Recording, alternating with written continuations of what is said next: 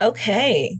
I'm going to introduce myself. My name is Susan Crowell. I'm the executive director of My Autism Ally, and I want to welcome everyone here tonight. You are in for a real treat. I know Gordon personally for several years, and so I have heard him speak often on the topics that we have him speaking.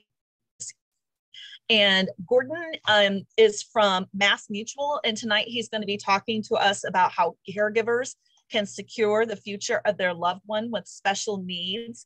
And Gordon himself is a parent, and it is so obvious that he has a passion for what he does. And so I just think that it's really impactful for families to hear his story and to also learn a lot. And I'm thrilled that you were able to join us tonight, Gordon. Thank you.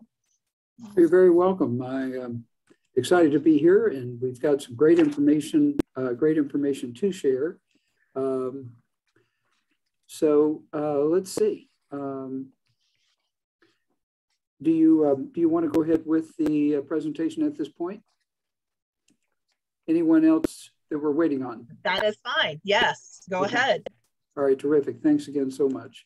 All right, so I'm very thankful that that I can share with you this evening. In addition to that, it looks like we do have a chat room or a chat box. So as we go through material, and we're going to, there is a bit of a focus this evening on government benefits and programs. And so I would encourage you to put questions into chat if you would, and I will try to keep an eye on that as questions appear, and we'll do our best to answer them. It may be beneficial to try to answer questions as they come as opposed to at the end, simply because the subject matter on the slide presentation may help us in addressing the answer to the question. So with that in mind, and knowing that you can get questions into chat, I'll do share screen, and we're going to move to the presentation. And if anyone would just simply nod to confirm the PowerPoint is up. Okay, hopefully. You're good. Excellent, thank you. Thank you so much. So I appreciate the introduction. I'm so thankful for the organizations that I work with, the many nonprofit support groups, et cetera. I have offices in Indianapolis and Louisville, and between both offices, our primary focus is the entire state of Indiana and about half the state of Kentucky. So because of that, I keep up with benefit changes and what's going on in both states, Indiana and Kentucky, though we do have families strewn across the country because people move, of course, that type of thing. But this evening, the focus is certainly primarily on Indiana. Some of the benefit information is federal and some of it is specific to Indiana. And hopefully we dig to a level that exceeds what you would consider standard information, and that everyone will learn something or benefit from what we cover this evening. I think you'll not only find the information interesting, but hopefully many of you will be impressed or pleased to hear of the different supports through the government programs available as I seek to advocate for families so that we get as much help as possible for those that we love. Professionally, I'm a CFP, a certified financial planner. I've been in practice for about 40 years. The last 23 years has been focused on special needs. My son who is on the autism spectrum will be 27 in May. And so I'm familiar, not just professionally, but personally with the journey. He is on the autism spectrum with some additional issues, including a very aggressive case of Crohn's disease. So we work with those issues as well. So very thankful for the journey, again, the opportunity to share, and we're going to proceed with government benefits and programs. For anyone that's concerned, we will be finished by 8 p.m. So I have time reserved on the calendar to go from 6:30 until 8. So have no worries. At 8 o'clock, you'll be able to get on with your evening, go to bed activities or whatever with the child or children, that type of thing. I do want to reinforce that questions are not only allowed, but they're encouraged. So please please get questions into the chat box. The other thing I want to mention as a result of participating this evening, and hopefully we'll have one or two additional people join us, I'm pleased to extend to you a free follow-up consultation on an individual basis. That consultation can be either in person at, at our either of our offices, or the individual consultation can be by Zoom.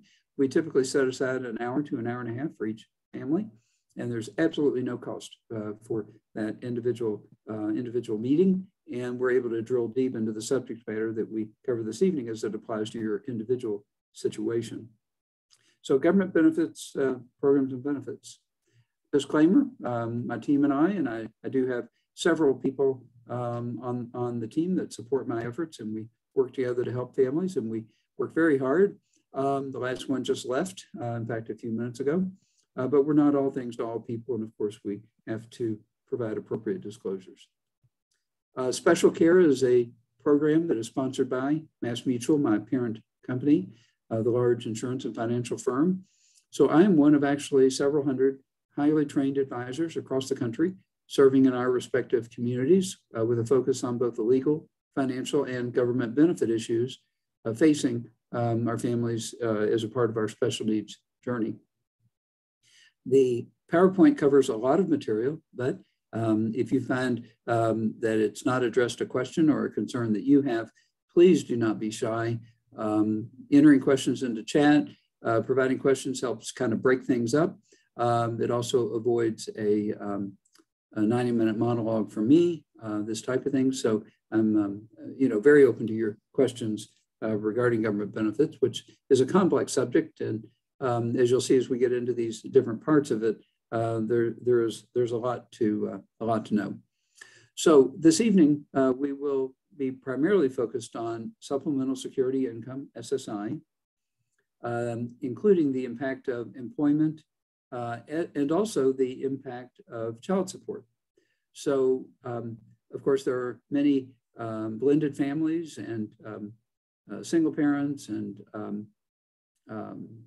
individuals remarried, kind of a combination of different possibilities. And so we do see child support, and I do want to spend a little bit of time on child support this evening because it definitely has an impact on SSI. And we will also be talking about employment because a record number of our young special needs people are in the workplace, and the workplace is desperate for them. You see job or help wanted signs everywhere. And a lot of it's in the service industries where our young people with special needs can really make a difference. And wages are also at a record high level. And so the impact of employment, both positive and negative, is a very hot topic right now. And again, we'll be touching on that. We will also be talking about SSDI. And this is really interesting. I'm so excited to include this in the discussion about government benefits because it was noticeably absent 20 plus years ago when I started my focus on special needs. And that was for two reasons. Number one, there were much fewer individuals with disabilities in the workplace, and therefore they were much less likely to be accumulating credits or Social Security credits as a result of their own work history. And so it was rare to see someone with special needs drawing Social Security off of their own wage record. That is, to have had enough meaningful employment and to have earned enough income to literally be eligible to make a Social Security disability claim on themselves for the payroll taxes that they had paid while employed. So this is something really new, and I find it exciting, interesting, that type of thing. So we're going to touch base on Social Security disability income, and you'll be really surprised as to how quickly they can become eligible, and as well as how that small part-time job can actually lead to being eligible to draw SSDI. So SSDI, the impact of employment. We'll also talk about adult child benefits. Another reason why it was noticeably absent 20 plus years ago is because our special needs population were not living as long 20 to 30 years ago. And life expectancies have soared, which is really exciting. And as a result of that, our young people with special needs are hanging in there and reaching a point where they're eligible for what's called adult child benefits, or DAC, disabled adult child benefits.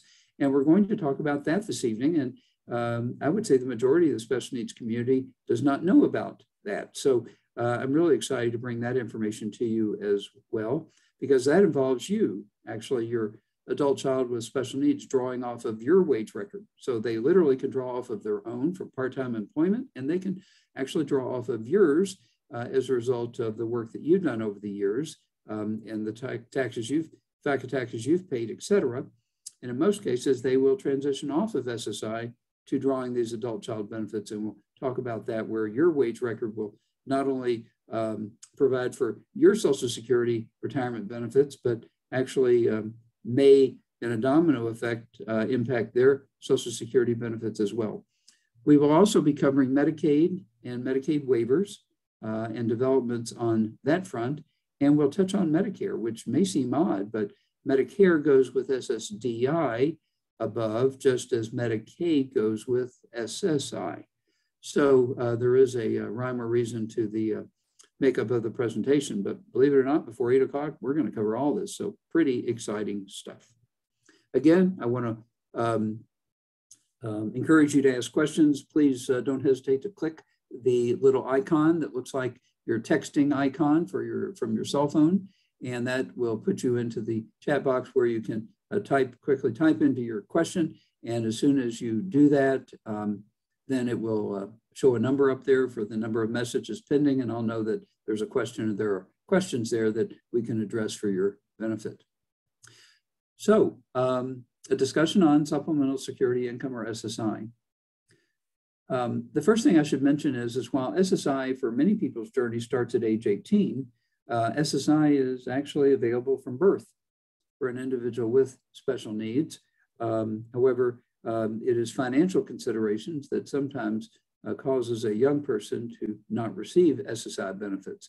That changes at age 18, but I just want to make the point that SSI isn't solely reserved for the age 18 and over crowd, that in some cases, SSI benefits can start at birth. It just depends upon the financial reality of the family/household. So SSI is a non-medical federal income supplement program funded by general tax revenues, by non-medical meaning it's not health insurance, it doesn't pay medical bills. Also note that it is funded by general tax revenues, not FICA taxes, not payroll taxes. So when it comes to payroll taxes, taxes paid by payroll, in essence, are connected to specific Social Security benefits that a person can receive because of taxes they have paid. In the case of SSI, it's assumed that they either have not paid taxes or have paid very little taxes, and they're simply not eligible to draw Social Security benefits. And therefore, the SSI benefit is like a default benefit, a safety net, when other benefits are not available. So it's designed to help the aged, those 65 and older, in other words, that do not have Social Security retirement benefits because they have not become insured in the system. And so there is not that Social Security retirement benefit safety net. It is also for individuals that have blindness, and then people with disabilities who have little or no income. So it's a safety net across the board, and literally one can draw SSI from birth to the grave, depending upon their situation, or it can come and go along the way or with their journey based on employment, yes or no, and financial circumstances, up or down. But SSI is a huge benefit, and it's only become more significant in recent years, and here shortly we'll talk about why. So disability is expected to last more than 12 months or result in death, and so this is not I broke my arm, or I've had foot surgery or something like that.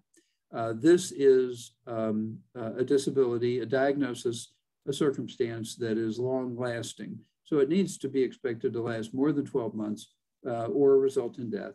And certainly with my personal and professional experience with autism spectrum disorder, it's not a short-lived thing like a flu or a cold, but it's a long-term journey. And so certainly SSI and the autism community, are connected in that regard.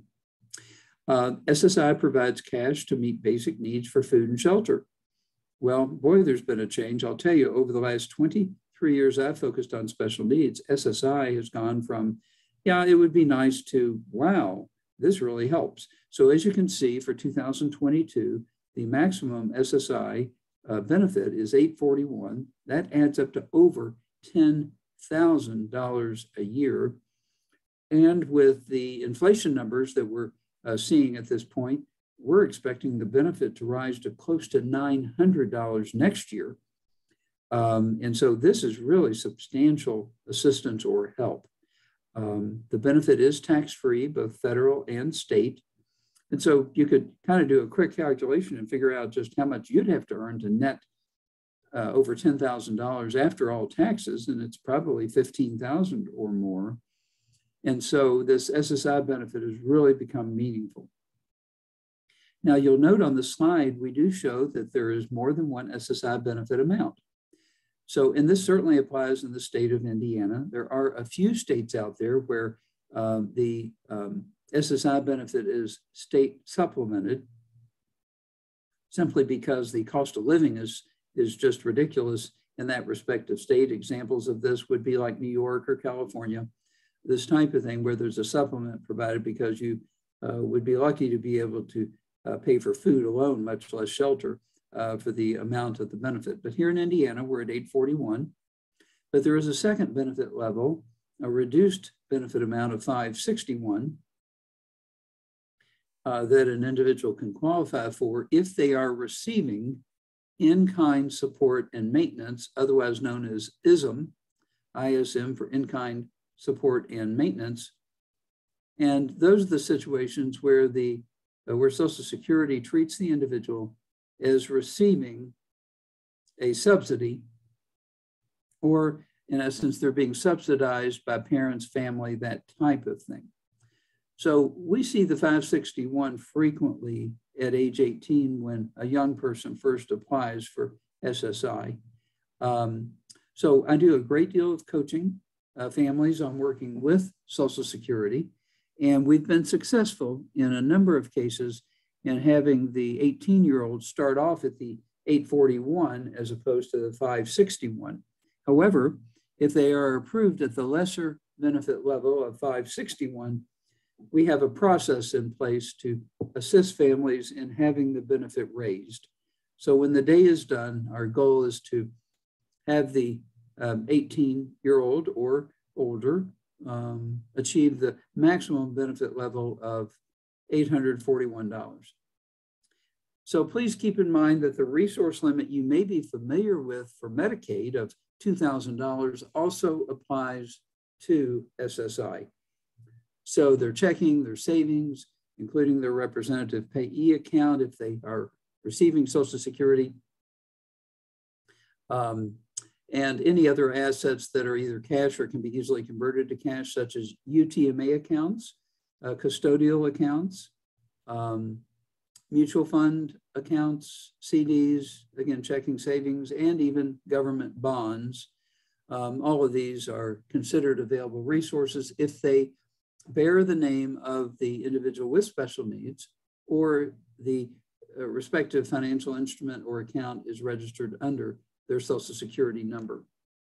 So again, they need to stay under $2,000 in those situations in order to maintain eligibility for SSI and Medicaid waiver services as well.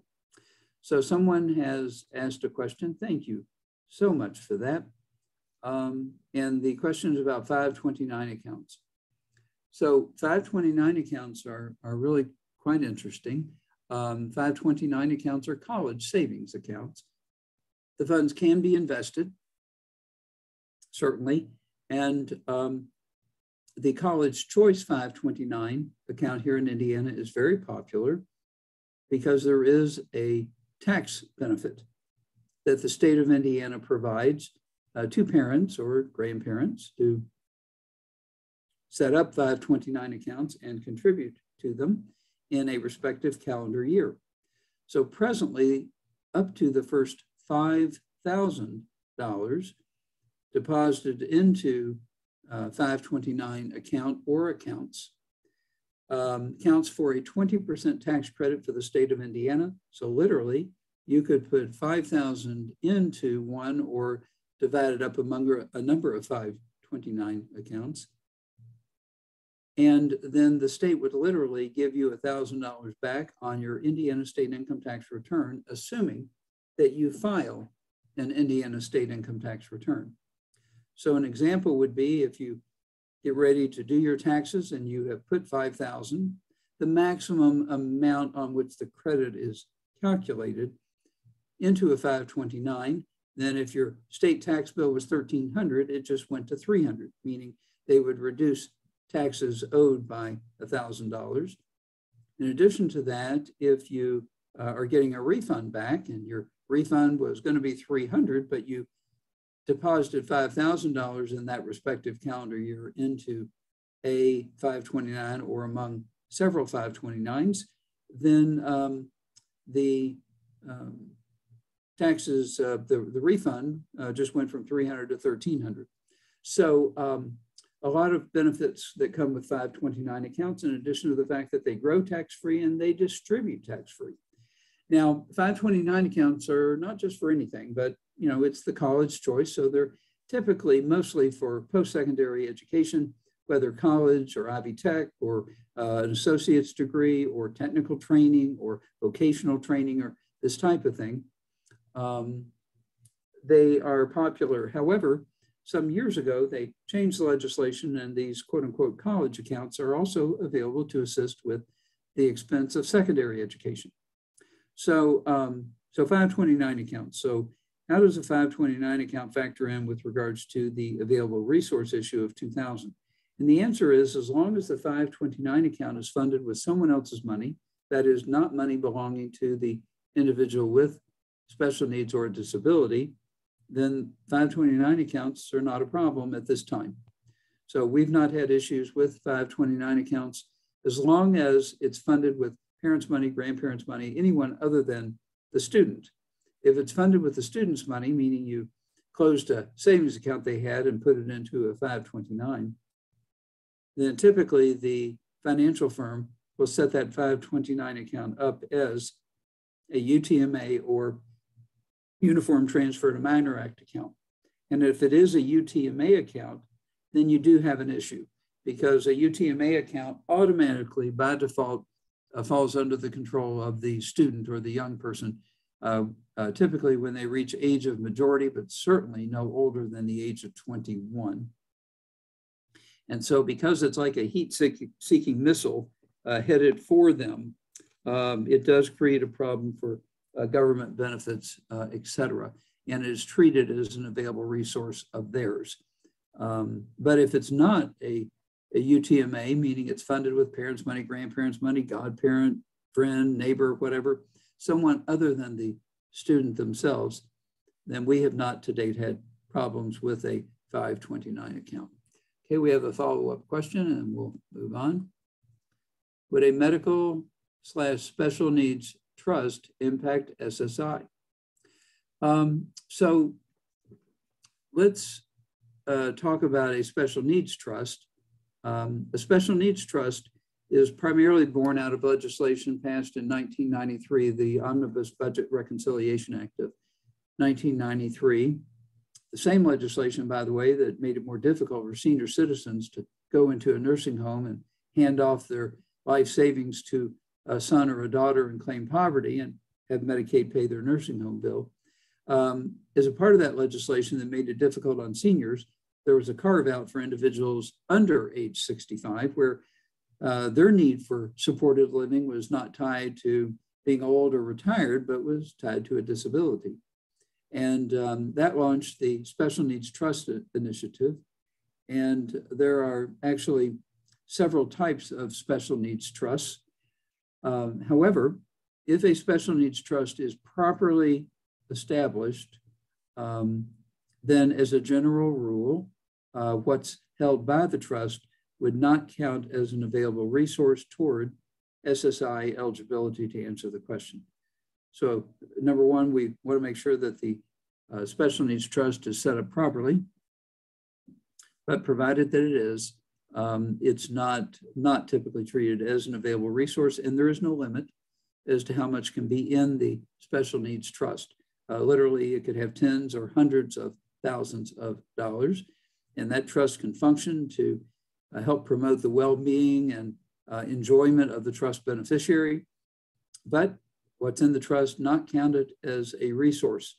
And I'm a huge fan of special needs trusts. I manage tens of millions of dollars of special needs trust assets as a part of my practice. So I am working with these trusts on a daily basis.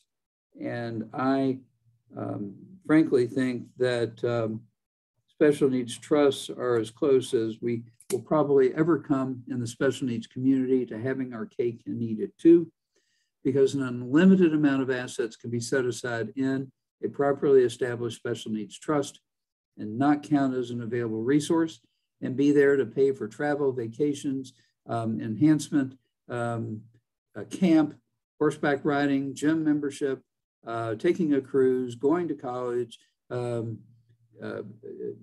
to Disney World, purchasing clothing, providing for a cell phone, Netflix, cable or satellite TV, a flat screen TV. I mean, the list goes on and on. There's just no limit. And the Special Needs Trust provides parents like me and like you the opportunity to make a financial provision for our loved one with special needs, the very same loved one that the government is saying, hey, if they've got more than $2,000, we're not going to help them. So I love special needs trusts, and I'm so thankful for them. Part of what we do in our work is to assist families in putting in place a special needs trust. That is to set one up. It's not that difficult with some help. And then to figure out how we're going to fund that trust, especially when the parents exit the picture. And it becomes perhaps a sibling situation to stay on top of. A well-funded special needs trust is just huge at maintaining quality of life and making sure that there's safety and security for them, and that they get to continue doing the things that bring them joy and cause them to remain engaged. So yes, thank you for the question. Oh, there's a follow-up. Okay, and let's advance we'll advance the slide in a moment. Can a special needs trust be opened empty and assets added upon the death of a parent, like from the sale of a house? So I'd mentioned before that there are different types of special needs trusts, and there's in fact a whole workshop that I do just on special needs trusts. And I think, correct me if I'm wrong, but I think I'm coming back for perhaps another couple of sessions. And we do want to cover in a subsequent session ABLE accounts and guardianship, which are a great combination. You'd think ABLE accounts and guardianship have nothing to do with each other, but they do. And so I think I have a follow-up session on ABLE accounts and guardianship, which is a great workshop, a great combination of topics. And I look forward to providing that at a follow-up, perhaps in April or something. That's a really exciting workshop because we get into the nitty-gritty on ABLE accounts, what problems they solve, what problems they don't, how you set them up, what options are available, what you can spend the money on, what happens if God calls my kid home, on it goes. So we get into that. Guardianship is not just guardianship, but alternatives, and really exciting discussion on what's a durable power of attorney, what's a healthcare directive, and is guardianship the best way to go? And my kid's high functioning, so does that mean I need guardianship more or need it less? And does guardianship affect SSI, back to this discussion, or not, or is it a separate issue? So please tune into the next workshop because it's going to be loaded with information that is extremely practical in your journey. So the question that had been asked here that kind of sent me in that direction was the funding. So I mentioned there are several types of special needs trusts, and in addition to that, there are different ways to set them up. So the different types of special needs trusts include a trust for parent, grandparents' money, this type of thing, where you want to make a provision for your child or grandchild with special needs. There's also, believe it or not, a special needs trust for the individual with a disability that has money. Maybe they inherited money, or maybe they were employed for a period of time and accumulated assets or something. There's actually a special needs trust that's designed for the individual's own money, money that they've earned or inherited or received as a gift, etc. And then there's a special needs trust to take care of income issues where there's too much money, believe it or not enough, but too much money between Social Security and employment and this type of thing. And perhaps the individual's at risk of losing benefits because of the money coming in each month. And believe it or not, there's a trust to take care of that problem. There's also pool trusts like the ARC of Indiana, and we're certainly very knowledgeable about them. And when we do a workshop on special needs trust, which is one of my favorites because, again, it's a godsend that Congress gave us to be able to use these special needs trusts, we can go into more detail on the different types. However, the question about can we set up a special needs trust and fund it now or fund it later, the answer is absolutely. So a special needs trust can be set up, and it can be what's called a dry trust, which means there's absolutely nothing in it. It's empty. It just simply exists on paper, and it can be a separate document like this saying this is a special needs trust, or it can be a few paragraphs inserted in one's will. If it's in one's will, we call it a testamentary trust. If it's a separate document, then we call it, in most cases, a living trust. So there are different ways. And I think it's important, though, from the standpoint of many people are kind of, I don't know, thrown off by the fact that they think, oh, if I set up a trust, I have to be wealthy or I have to have money to put in the trust. And the answer is no.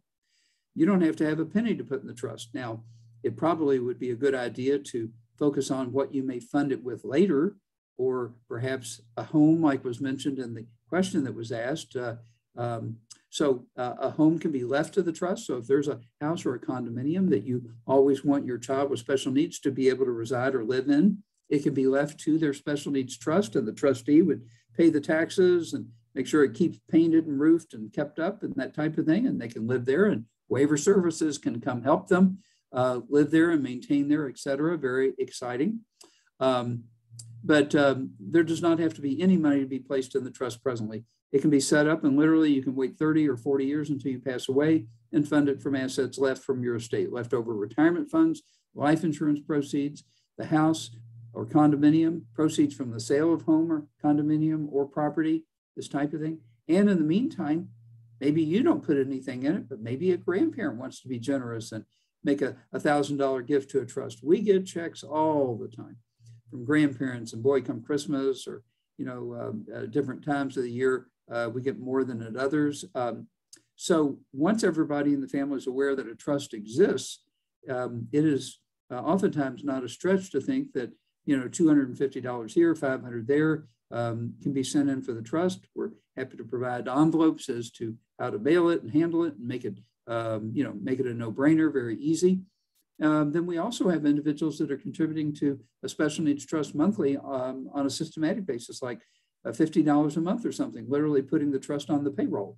And if the, especially grandparents, but in some cases parents, if they have leftover money and they're like, I'm just going to blow it or spend on something that doesn't matter that much, that we can set up a monthly automatic debit or draft, and funds can go into the special needs trust monthly systematically, about like you payroll deduct into a 401k. So lots of options, lots of exciting ways to help build toward the future of your loved one with special needs. Okay, let's move on. Let's try to move on. There we go. Okay, so continuing with the SSI or Supplemental Security Income theme, at the age of majority, eligibility is based on child's income, and age of majority in the state of Indiana is 18. And so our child or children with special needs that may have not previously qualified for SSI because of our income as parents or funds we have in the bank or this type of thing, they can become eligible based on their own situation once they turn 18. So they may still be living at home with you.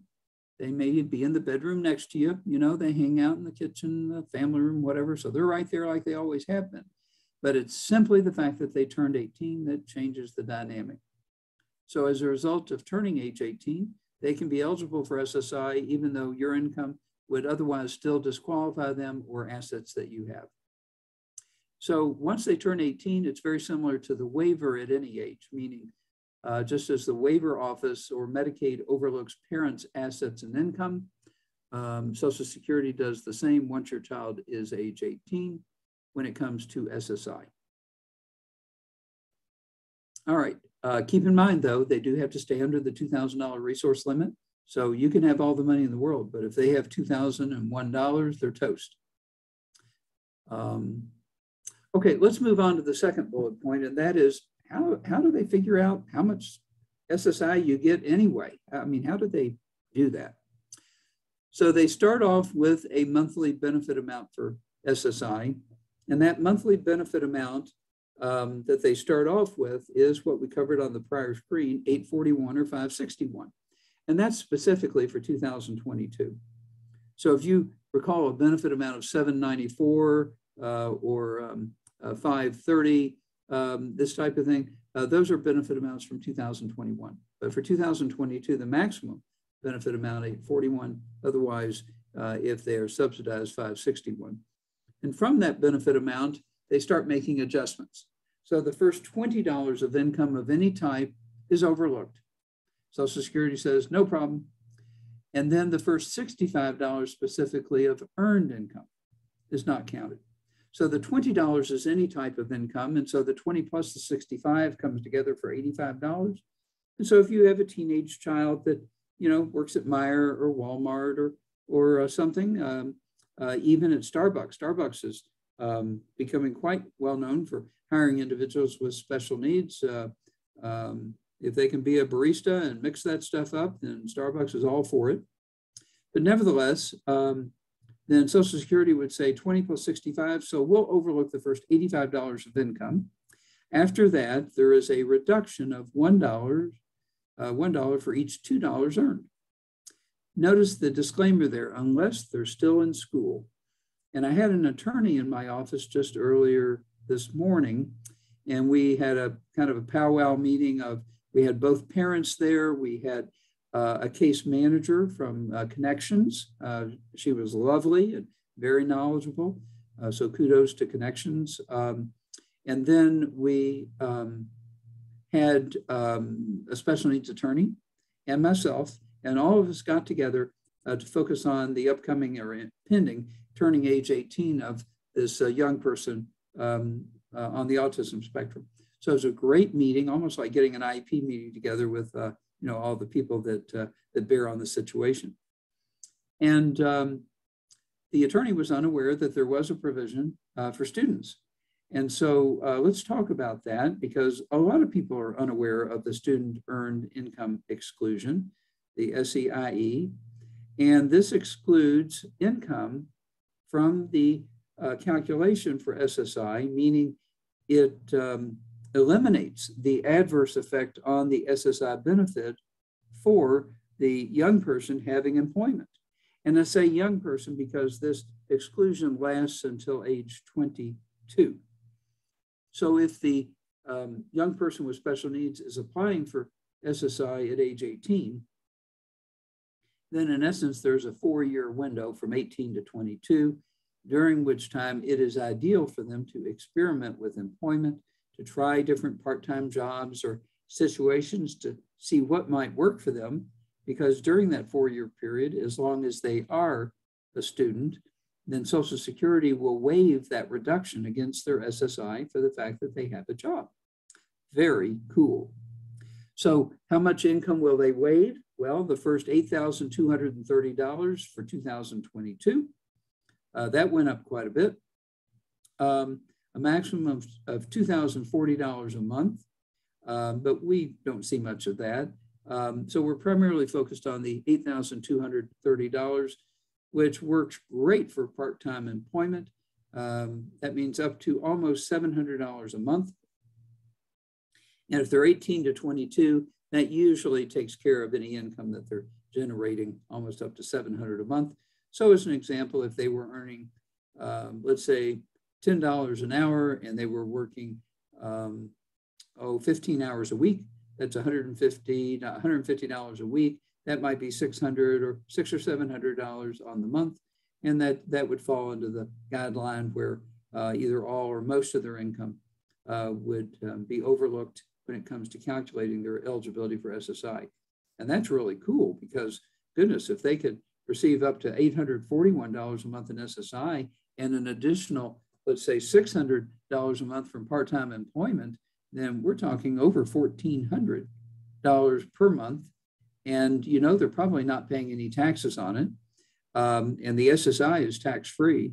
So we're talking really some substantial income, considering the SSI supplements their part-time employment income. And again, between 18 and 22, if they are still a student, no reduction in the SSI. I mean, really pretty amazing stuff. So student earned income exclusion, just tuck that in the back of your mind for future reference. And again, I should mention that I do provide a lot of individual consultations. Usually I meet with families all day, every day, usually anywhere from 4 to 6 families a day. And we go over all these issues as it applies to their individual situation. Let's move on to child support. Child support is very misunderstood as it relates to SSI and special needs. Child support is overlooked at least partially prior to the child turning age 18. So if the family is in the financial challenge that makes them eligible for SSI prior to the age of 18, then typically 1/3 of child support is not counted against them. But once the child turns age 18, it's literally a dollar for dollar reduction on the SSI monthly benefit. So if they were slated to receive $841, and they were receiving a monthly child support payment of $300, or the parent was, then that SSI benefit would reduce from $841 to $541. So again, a dollar for dollar reduction. Actually, the first $20 via the second bullet point is overlooked. But after that first $20, and they do not get the credit for $65 because that child support's not earned income. But after the first $20, it's a dollar for dollar reduction. So again, a $300 child support payment represents quite a hit on the SSI. And what's interesting is that typically the SSI benefit goes to the representative payee, which most often is the custodial parent, which most often is the person receiving child support. So if every dollar of child support is simply causing a dollar for dollar reduction on SSI, it's not very productive. There are some alternatives to traditional child support where a parent could continue to be helpful,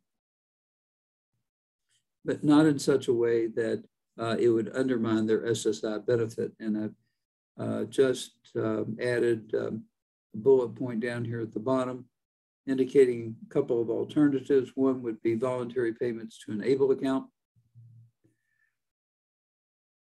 Ooh, a few long days lately, my apologies.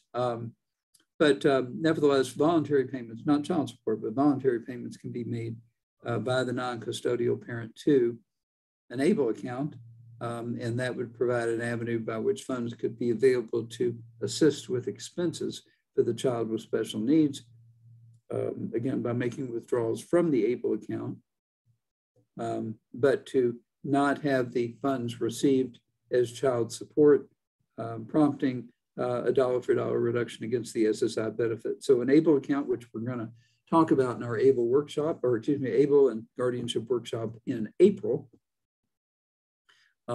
is an option as an alternative to child support. Now, in many cases, at the time of the divorce settlement, child support was ordered, but unless there is a provision, it typically terminates at age 19, or excuse me, age 18, and frequently parents have to go back to court to make some sort of arrangement for child support beyond the age of 18. But with SSI hanging in the balance, it may not be productive to attempt to enforce a child support order beyond age 18, because you're probably going to be giving up just as much as you gain on the SSI side. So perhaps if there's cooperation, a voluntary approach may work, or the alternative to that, where there's not much cooperation, is to get a court order to establish a first party special needs trust and to have the child support payments ordered to that first party trust. So those are basically two options I'm throwing out there, which we have found typically workable as a manner to have the non-custodial parent continue to financially support the child with special needs, but not in such a way that there's an equal offset on SSI. Okay, again, want to encourage you to ask any questions that you want to. We're going to have kind of a summary here on SSI, and then we're going to start transitioning to SSDI. But consumer must be 18 or older if the parent's assets and income are not a factor into eligibility. So prior to age 18, a parent's assets and income affect eligibility. At 18 or over, it doesn't. Monthly contribution toward food and shelter, statement of household expenses and contributions. There's actually a worksheet that Social Security has, and I have it in PDF form. So when we get together for our follow-up consultation, I'm more than happy to share that with you or walk through that together with you, because it's Social Security's own form. It's their very own form. And so by having that and using that, we can use their material to determine how to maximize the benefits for your child or dependent with special needs. If you do have an 18-year-old or older, and they're already drawing the 561, and you're wondering, they're getting that 561, I wonder how we could get them raised to 841. That's a topic that we can discuss at the time of your free follow-up consultation. We can even actually walk through the worksheet that Social Security has. Monthly contribution toward food and shelter, that's a worksheet again, and we can go over it during the individual consultation. Must keep consumers accountable resources under $2,000. That applies to Medicaid. It also applies for SSI. The earned income limit. You may or may not know, but there's something called SGA, or substantial gainful activity. And that is represented by employment and having earned income, a paycheck, that type of thing. The 2022 substantial or significant gainful activity limit is $1,350. And so if one's gross income from employment were to rise above the $1,350, then they would cease to be eligible for most benefits. That would certainly include SSI or SSDI, which then can have a ripple effect upon Medicaid and waiver services. So that $1,350 is a really important limit. That and the 2,000 right above it are the two most important numbers for special needs. We also, of course, talked about the earned income student exemption. It's a great tool up till age 22.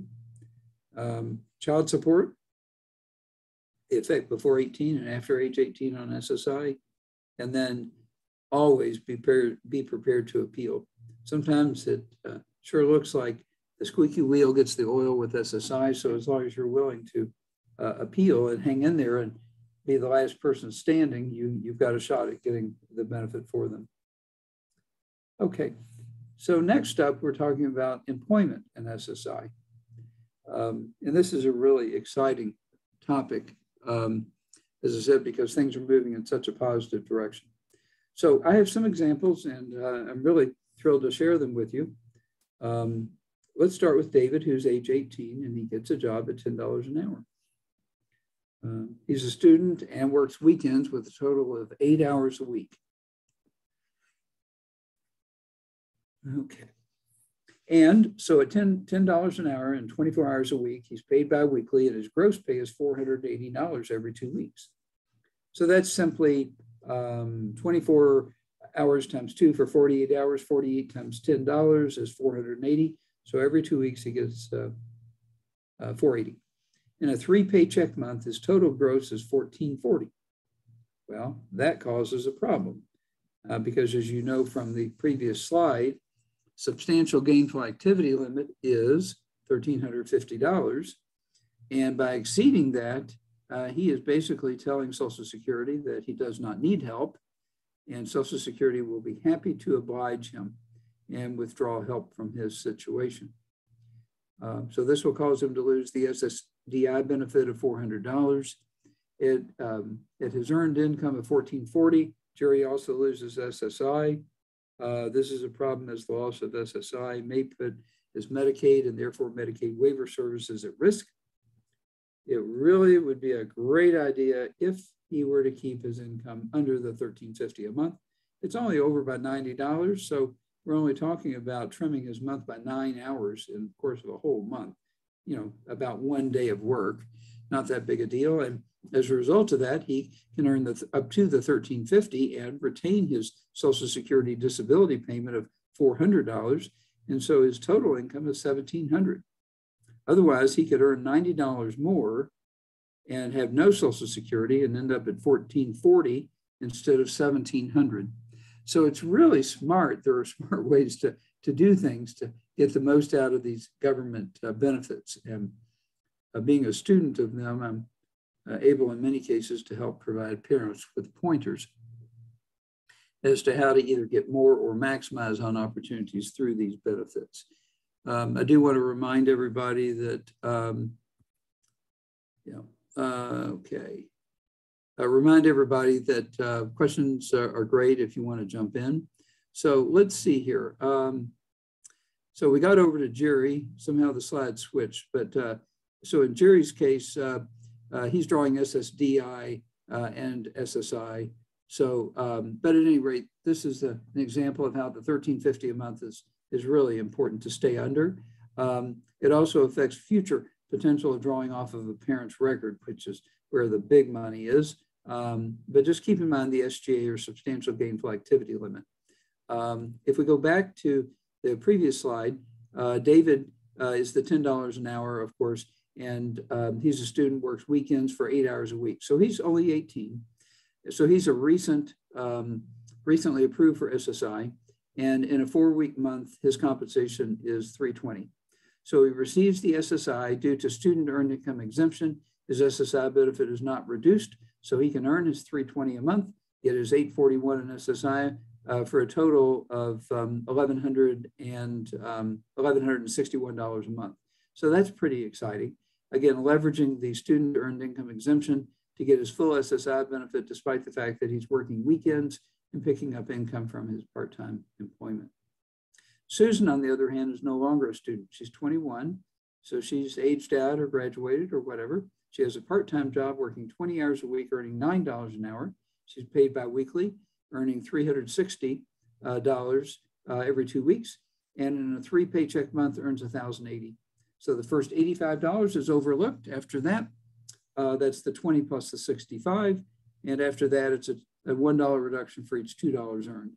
So believe it or not, even though she earned $1,080, she can still draw an SSI payment of $340, $350 after the reduction. And so that would bring her total income to over $1,400 per month. So again, only earning paycheck-wise $1,080 gross, but with SSI added in, she's at over $1,400. What you can tell by these examples is that a young person is nearly always financially ahead by working. Again, nearly always financially ahead.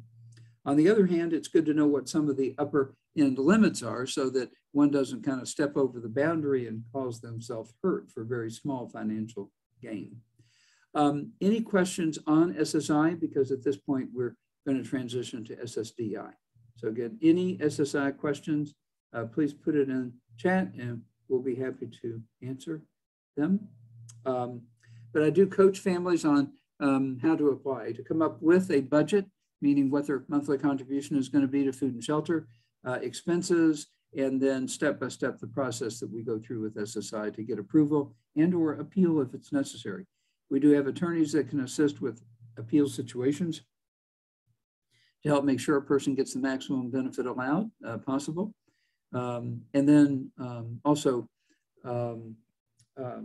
we have situations where it's just a matter of preparing the individual to apply for SSI. And that was a discussion this morning, as I mentioned, with the powwow meeting that we had to prepare for this soon-to-be 18-year-old. Okay, so someone observes that it's kind of overwhelming, but examples are helpful, and that's why we included them, because that's kind of where the rubber meets the road with real-life situations. And practically every example I show in every workshop I do is based on real-life experience. No substitute for that individual consultation. That way we can look at your situation. And even if you have a young person who's 12 or 14, that type of thing, kind of getting our arms wrapped around this and preparing for the future is a good thing to do. Okay. All right, so I promised we would next go to SSDI. And so with SSDI, benefits are paid to adults who have disabilities that began before the age of 22. So in most cases, SSDI for our special needs population is from a diagnosis that predates age 22. In most cases, they're unmarried, or in some cases, if married, they're married to a consumer that is also Social Security eligible. With earned income under the $1,350 a month, we mentioned the SGA, substantial gainful activity limit, and we have to be cautious about exceeding this limit with pay frequency. So be especially careful about biweekly, because there will be typically anywhere from 2 to 4 months of the year where they receive that third paycheck in a month, and it can put them over, like the example with Daniel, I think that we saw just a little bit ago with the third paycheck. So at any rate, these benefits are really so very beneficial that it's good to maintain eligibility. Do note above that there is a separate SGA limit where one is statutorily blind, and that limit is $2,260. So they sure did a lot of lobbying before Congress, but they got a carve out, and they have a much higher potential income earning limit without adversely affecting their Social Security benefits. Okay. This benefit can continue throughout the adult's lifetime. SSI can be for lifetime. SSDI can be for lifetime. So you could start to do the math and see that it's worth hundreds of thousands of dollars. Child's benefit is paid because a biological, adoptive, or in some cases, a step-parent's Social Security earnings record. So this is when one of the people in these categories, a biological parent, an adoptive parent, or again, in some instances, a step parent, a custodial step parent, I should say, that they can attach to that work record. For an individual or for an adult person with a disability to become entitled to this child benefit, one of the parents must have a triggering event. So the options for the parent are to start receiving Social Security retirement or Social Security disability benefits, or to pass away, triggering survivor benefits. So death, disability, or retirement are the three triggering options on behalf of a parent to enable the child with special needs to draw off of their record. We have a question. When you have a chance, can you speak about SSI, so as receiving when a parent starts drawing their own Social Security benefit? Okay, so we're there. So what causes a young person to draw off of a parent? So first of all, the parent has to have paid into the Social Security system. So if we have a parent that is not insured for Social Security, they've not had wages themselves, this type of thing, then that's a different situation. But otherwise, if a parent has had employment and has a retirement benefit they can draw, or a disability benefit if appropriate, or the parent passes away, if they were insured under the Social Security system, then it is possible for the child with special needs to draw off of their record. Now, if a child is a minor, under the age of 18 or under 19 if still in school, then they can draw off of a parent with or without a diagnosis. a diagnosis is not required, a disability is not required. And so again, a child under the age of 18 or 19 if still in school can draw off of a parent's record if a parent has one of these triggering events, death, disability, or retirement, and no diagnosis required. However, when the child reaches the adult age, then that benefit stops, and to transfer to an adult child benefit, the disability has to be proven. So that's where, from a special needs perspective, the rubber meets the road, is when a young person benefit is stopping off of a parent. And in order to transfer that from simply drawing because they're young to drawing because of a disability requires that they be evaluated and determined to be eligible for these adult child benefits. But these benefits are rich. And when I say rich, I mean rich.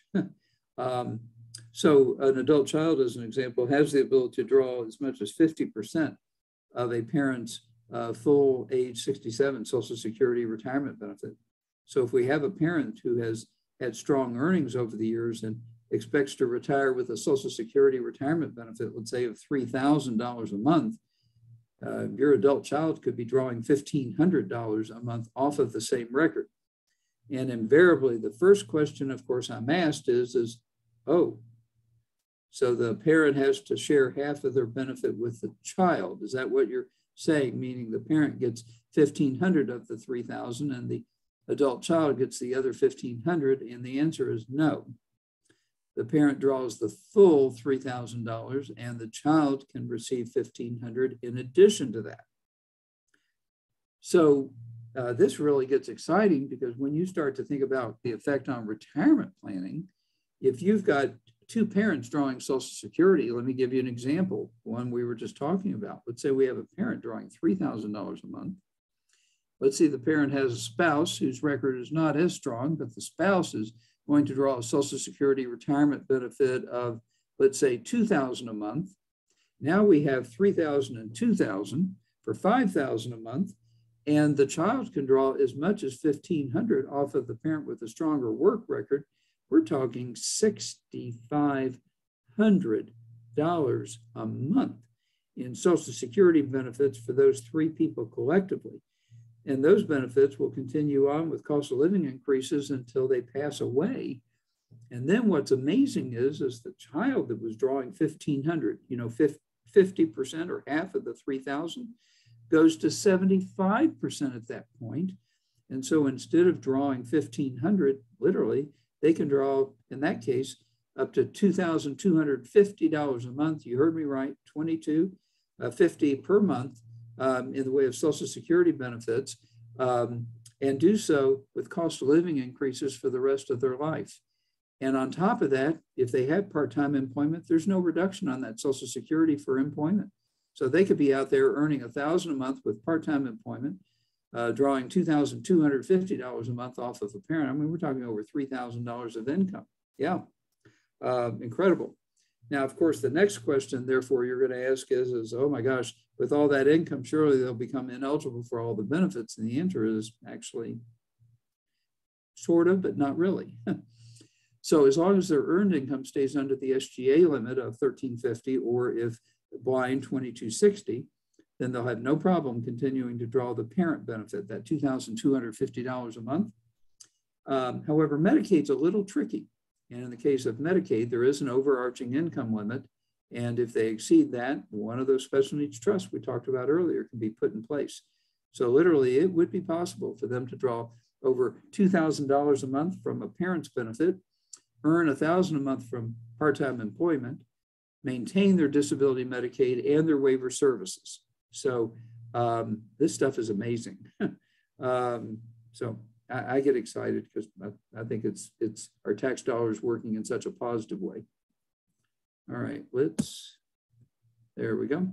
So SSDI can replace SSI or be paid in addition to SSI, depending upon the SSDI benefit amount. And SSDI can be paid from a consumer's own earnings record. So I mentioned earlier, part-time employment's enough to rack up those Social Security quarters. How much does it take? $6,040 a year, basically $1,510 a quarter. So $1,510 a quarter is all it takes. That's roughly $500 a month. And that basically would mean if they're earning $10 an hour, that would be just 50 hours a month. So they're only working, what, 12, 13, 14 hours a week? And that's all it takes, very part-time, to rack up Social Security quarters and to be able to draw off of their own record. So SSI and or SSDI can coexist with part-time employment. That's a huge message. These benefits are very user-friendly with part-time employment. Full-time employment, not so much. But part-time employment and these benefits can get along great. So it's possible for them, as an example, let's say that they work 4 hours a day for 4 days a week, or let's say even, 3 days a week, 3 or 4 days a week, 4 hours a day, that type of thing, no problem. If their earned income exceeds $500 a month, they're racking up Social Security quarters. They can still maintain their Medicaid and their Medicaid waiver services. They can provide programming on the day or two a week that they're not working. This stuff comes together great. It really does. Okay, we have another question. Thank you so much for entering that.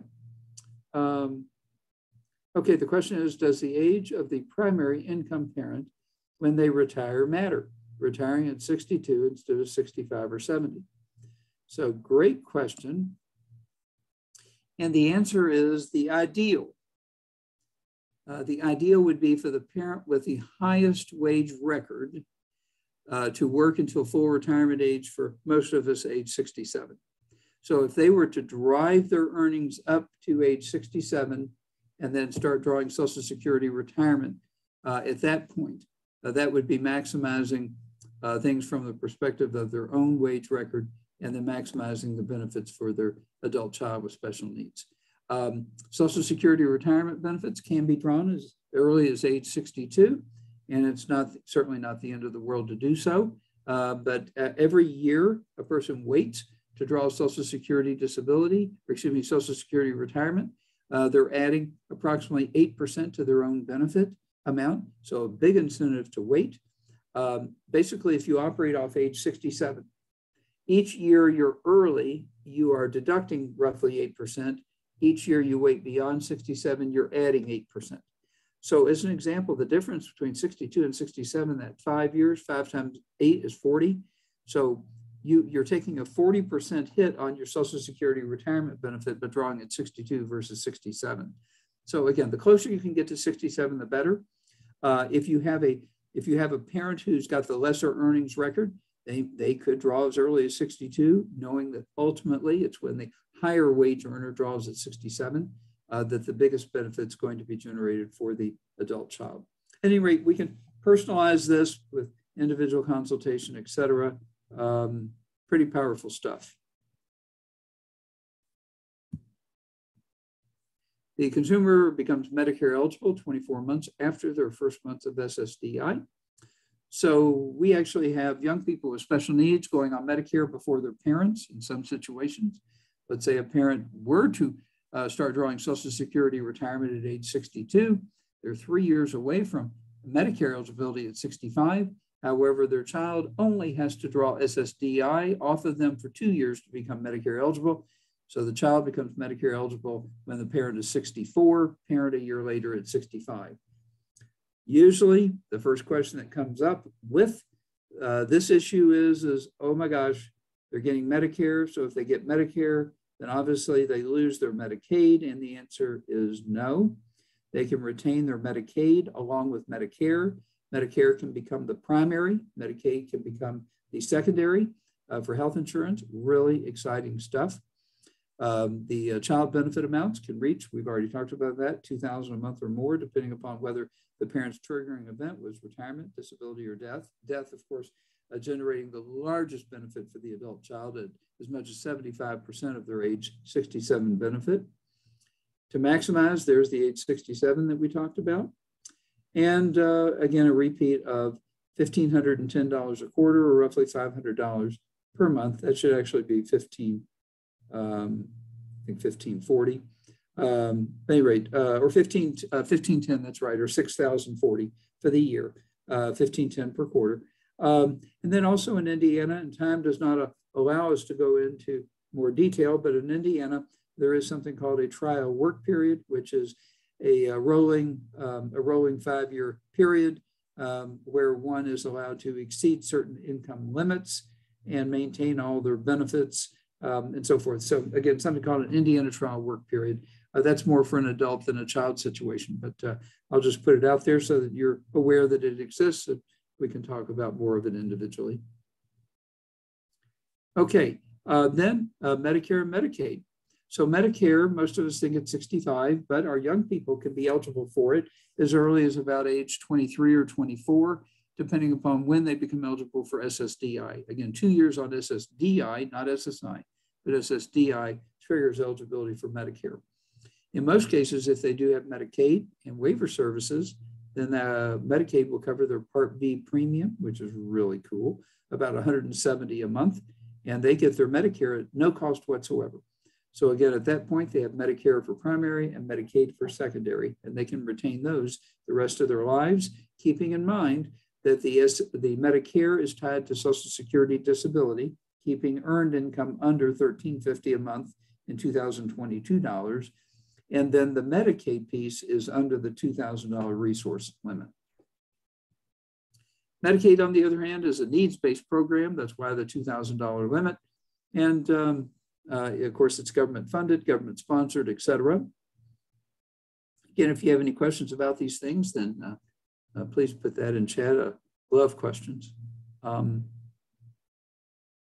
Okay, so Medicaid, your children may already have disability Medicaid as a result of receiving the Family Supports Medicaid waiver here in Indiana. The wait for that's now about 12 to 15 months. If you have a child that's on the autism spectrum or has other special needs and they are not on a Medicaid waiver, please let us help you. I did say, please let us help you. Take advantage of the free follow-up consultation. We'll help you with the application process to get the ball rolling. It has improved substantially. It should not take more than 1 to 2 hours to apply for a Medicaid waiver. I'm serious, it's not that bad. 2 hours tops. You complete basically a page. The doctor completes the medical page, and then you can supplement it with any evaluation you have, IEP, et cetera. And they now have an electronic process that they're encouraging the use of with regards to applying for the waiver. And I was just sending information earlier today about this step-by-step process that is relatively new through the Bureau of Developmental Disability Services, and they call it the Online Application for BDDS, or BEADS as we call it, services. So this is something new, a type of thing. Since they're doing less in-person stuff, it makes sense that there would be an electronic option. So Medicaid, of course, is health insurance for children, typically with certain disabilities, and it covers the cost of medical care for those with low income. Children through a waiver, though, of course, can become eligible for Medicaid regardless of a parent's assets or income. So pretty exciting stuff, the Medicaid waivers. Early is best. If your child is only 3 or 4 years old, if they have a diagnosis, then it's not too early to engage with the BEADS office and apply and get them on the waiting list for the waiver.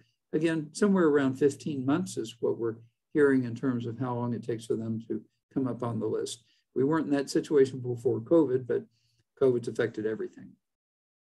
All right. It pays medical bills and it states design their own Medicaid program. There are federal guidelines. We call that the POMS, or the operating manual system. People receiving SSI or temporary cash assistance are automatically eligible for Medicaid. That is the case in Indiana because we're what's called a 1634 state, meaning Medicaid and SSI are glued at the hip. And if age 18 or over, application for SSI is required actually prior to applying for Medicaid and waiver services. So if for the families that wait a little while to pursue the Family Supports Medicaid waiver through the BEADS office, if the child is 18 or over, an application for SSI will need to precede applying for the waiver. Another question?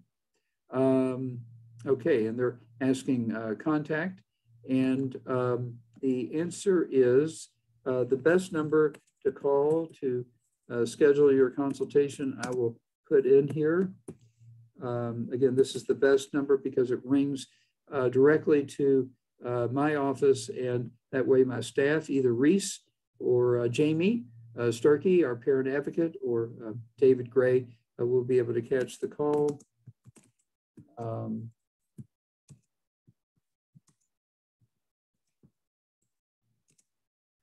Okay, there we go. So that's the best number. I just put into the chat box. We can schedule in person or Zoom, either way. We're doing both Zoom meetings as well as in-person meetings. And there's absolutely no cost. And I'd be delighted to go into details on your individual situation. Also, my contact information is on the last slide. So we will get to that here in just a few minutes. And we are right on track to wrap up by 8 o'clock. So things are going beautifully. Again, I welcome more questions, though. Feel free to jump in and add that. Okay, there's quite a range of services available through Medicaid. We won't take the time to read through all these. If you want to take a quick picture of it with your phone or something, that's fine. But yeah, there's a range of services available through Medicaid. I do want to spend a moment talking about the Medicaid waiver program, because we've got a pretty good system here in Indiana. Compared to most of the states around us, Illinois is a mess. Michigan, not quite as bad. Kentucky, the entry waiver for most families has about a 10 to 12 year wait. I did say 10 to 12 years wait. And so, again, compared to Kentucky, Illinois, and Michigan, we're looking pretty good. Ohio is probably the best state adjacent to us. But Indiana, again, looking very good. So with waiver programs, the state's waiving a couple of what would otherwise be roadblocks to getting services, both Medicaid and waiver services. Most important is where the services are provided. And of course, with a waiver, they're provided in the home and community as opposed to an institutional setting. And in addition to that, they waive the financial requirements of the family. So parents can have assets and income, and a child can have disability Medicaid and can have waiver services. So again, parents can have a 6-figure income, a 7-figure net worth, live in a nice home, have a great life, and the child can have disability Medicaid, and you can have a budget for waiver services. So again, as I mentioned before, if your child is not currently waiting for a Medicaid waiver or on a Medicaid waiver, please let us help you. Early is better. No need to wait any further. Let time be counting for you instead of against you. The next bullet point has to do with that overarching income limit I mentioned. And for 2022, it's $2,523. We don't see a lot, but I'd say once or maybe twice a year, we run into a situation where one is drawing maybe a large Social Security benefit off of a parent, plus they have part-time employment. So back to the example we were talking about earlier, if someone were drawing $1,500 a month from a parent and earning $1,000 a month, there we are at $2,500. So, but that is fixable. In fact, with special needs and special needs planning, practically everything is fixable. It's how much you know and working with all these benefits, et cetera. Okay.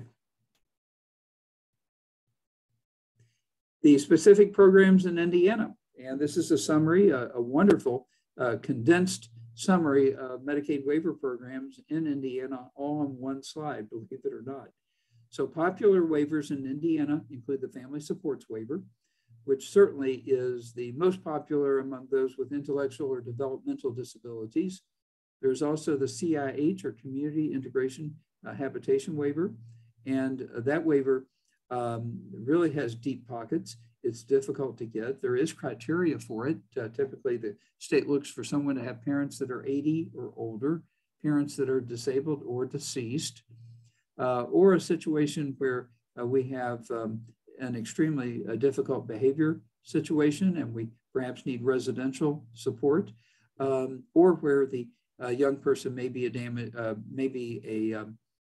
danger to themselves or to other family members. So there's a combination of circumstances under which the CIH waiver can be considered. But through the BEADS office, the Bureau of Developmental Disability Services, those are the two waivers that they primarily work with, the Family Supports Waiver and the Community Integration Habitation Waiver.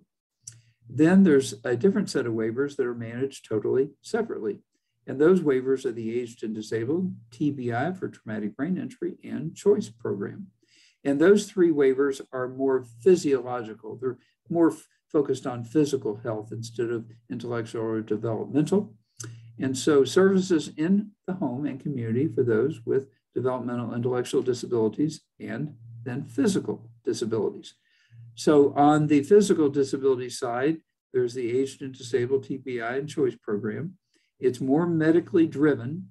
There's a shorter wait, and those are managed through the agencies on aging statewide, the area agencies on aging.